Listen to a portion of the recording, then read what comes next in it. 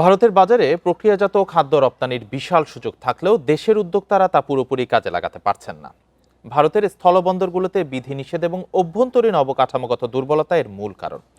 এতে বাড়তি খরচ ও জটিলতায় পড়ছেন রপ্তানিকারকরা, যা অন্যান্য দেশের সাথে প্রতিযোগিতায় পিছিয়ে দিচ্ছে। সম্ভাবনা কাজে লাগাতে সরকারি নীতি সহায়তার তাগিদ অর্থনীতিবিদদের। পূর্ণ ভূমিকা রাখছে কৃষি প্রক্রিয়াজাত শিল্প। শীর্ষ ৫ রপ্তানি খাতের মধ্যে অন্যতম এ শিল্প। জিডিপিতে প্রক্রিয়াজাত খাদ্যের অবদান ১.৭%।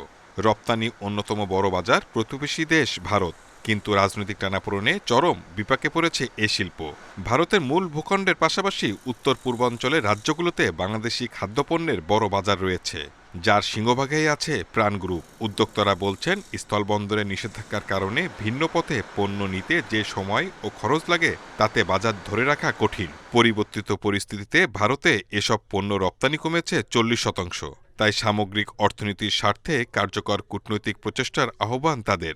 GU to GU, government to government ডায়ালগের মাধ্যমে এই বিজনেসের এই কমার্শিয়াল ইস্যুগুলোকে যদি ইকোনমিক ডিপ্লোমেসির মাধ্যমে রিজলভ করা হয়, তাহলে উভয় দেশ বেনিফিটেড হবে। আমরাও প্রচুর পরিমাণে র মেটেরিয়াল কিন্তু ইন্ডিয়া থেকে আমদানি করি, ফলে যদি এই ট্রেডের ক্ষেত্রে যদি এই ডিসপুটগুলো না থাকে, উভয় দেশ বেনিফিটেড হবে।